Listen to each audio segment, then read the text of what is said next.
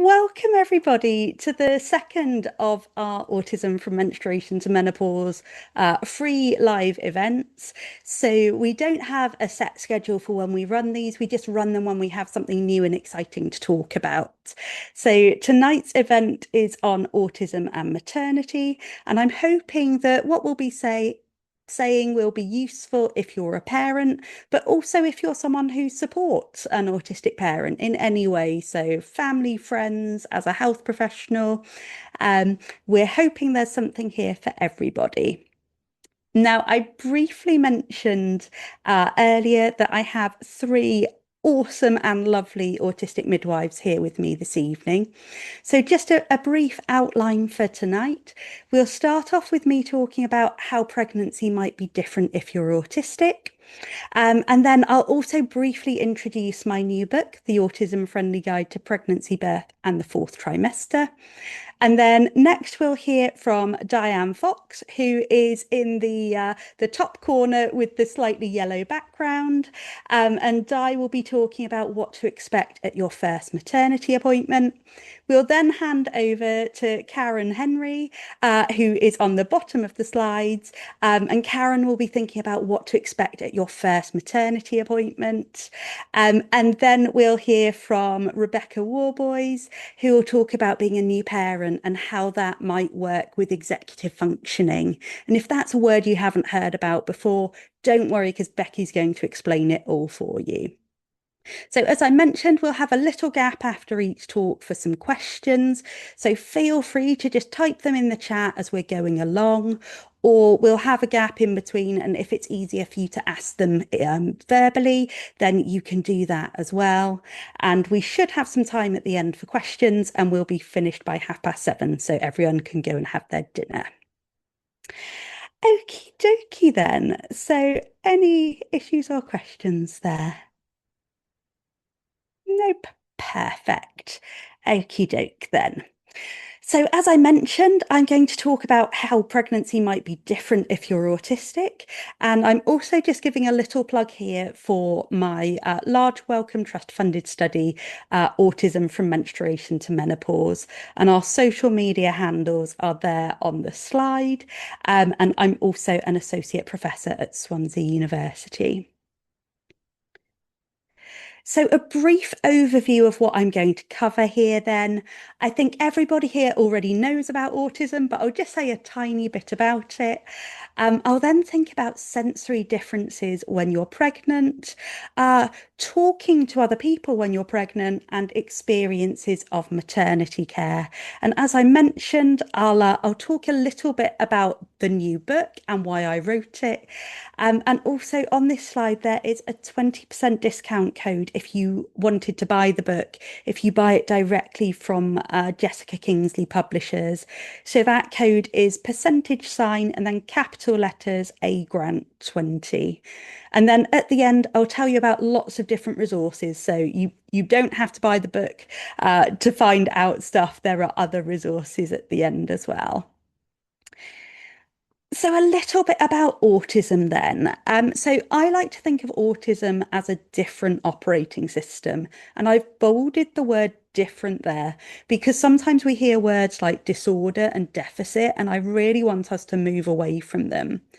So something that I think we can use is thinking of autism as being like a Mac computer, so an Apple computer, as opposed to being non-autistic, being like a PC. So they're both computers, they both work well. One isn't better than the other, they're just different.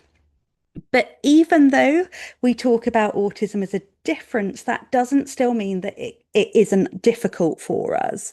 And something I think is really helpful is Luke Bearden's golden equation. So he says that autism plus the environment you're in gives you an outcome. And that outcome, often when we hear about autism, is a distress outcome. It's someone having a meltdown or being upset or struggling in a situation. But if we alter the environment that people are in, we can actually change the outcome. And we know that many autistic people flourish and experience significant joy. So it doesn't mean that the outcomes always have to be negative. But without having accommodations, it can be very disabling to be autistic.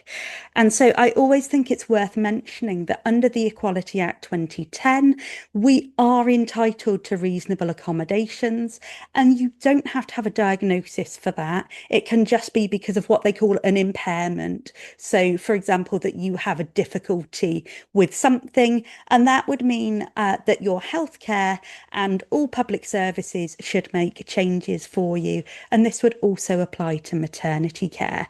And we'll hear much more about this later on. But thinking about the differences in pregnancy, then, I think sensory is one of the biggest things that comes up. So, autistic people often have differences in their sensory processing. And so, commonly, we hear about these five senses of sight, hearing, smell, taste, and touch.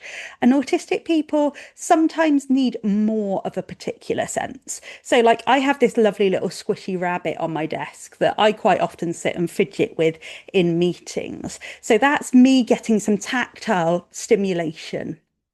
And we call this stimming when we're either using objects or we're moving our bodies or hands, or even singing or humming can be stims. And these can be really positive for us. And also, some autistic people can be hypersensitive, so they need less of an input. So you might notice I've got really big noise cancelling headphones on, because whilst I might need some tactile kind of sensory input, I get too much sensory input from my ears, so I close that off. And it's very common for people to be both sensory seeking and sensory avoiding. So that's the general sensory profile of autistic people. But my research shows that being pregnant increases sensory sensitivities to these things like sight and hearing, smell, taste, and touch. But also, there are some other things that actually can be quite different for autistic people. So I found that babies' movements can feel kind of weird, unpleasant, kind of cringe-worthy to some autistic people. But at the same time, they can also be really reassuring because you know your baby is well if it continues doing its usual pattern of movements. So that's something that can be different in pregnancy. Also, during pregnancy, you're often advised to do pelvic floor exercises, and they can be quite important both in terms of birth, but also in terms of making sure you're not leaking urine after birth. And it can be really hard for some autistic people to find their pelvic floor muscles and to know that they're doing those pelvic floor exercises as intended. So, if that does happen to you when you're pregnant, you can ask to be referred to a physiotherapist and they can help you with finding them. And they don't need to touch you inside, they would touch you on your tummy to do that.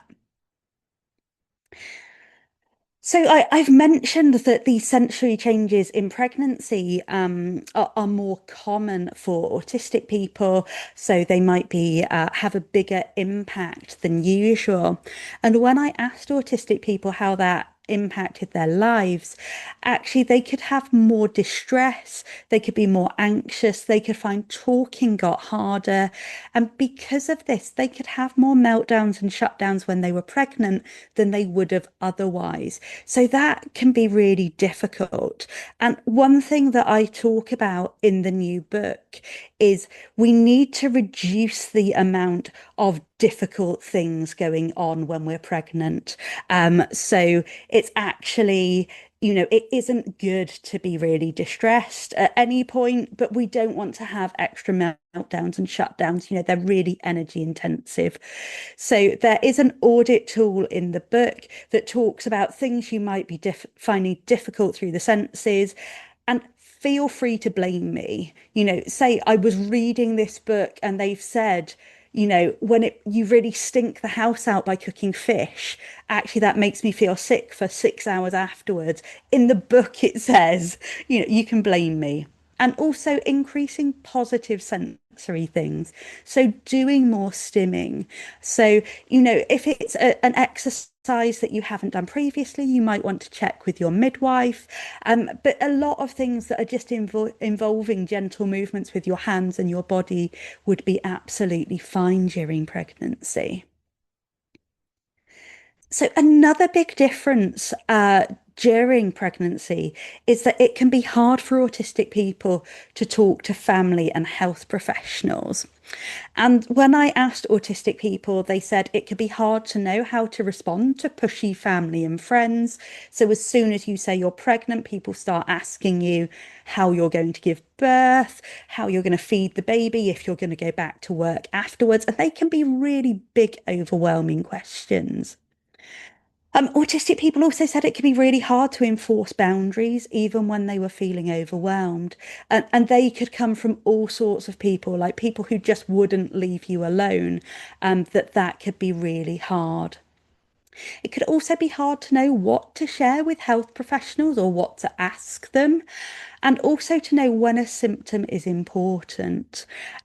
One of the key symptoms is bleeding. If you have any bleeding during pregnancy, you always want to tell your midwife or phone your local maternity unit and just let them know. They might ask you to come in for a check. And so these things are things that lots of pregnant people, not just autistic people, say are difficult.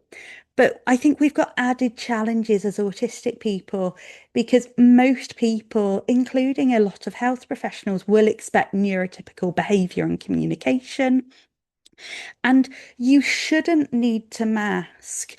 And I think masking kind of becomes more difficult during pregnancy, especially if you're not feeling very well or you've got these increased sensory sensitivities. So I would say it's really important that you have somewhere where you can be yourself. And if that isn't in your own home, maybe you can carve out time in a room by yourself where you can just be completely comfortable being your unmasked self. And as I've mentioned about bleeding, with phoning your local maternity unit or your midwife, I would say if you're worried about anything to do with you or your baby's health, you can phone your maternity unit and they're open all night, every night. So they don't close for Christmas or other holidays, and you don't have to wait until the morning. Phone them at any time that you've got a worry. So those are some of the differences. And then I know we'll hear more this evening from Di and Karen about maternity care, but I just wanted to bring in some of the challenges that people have told me in my research.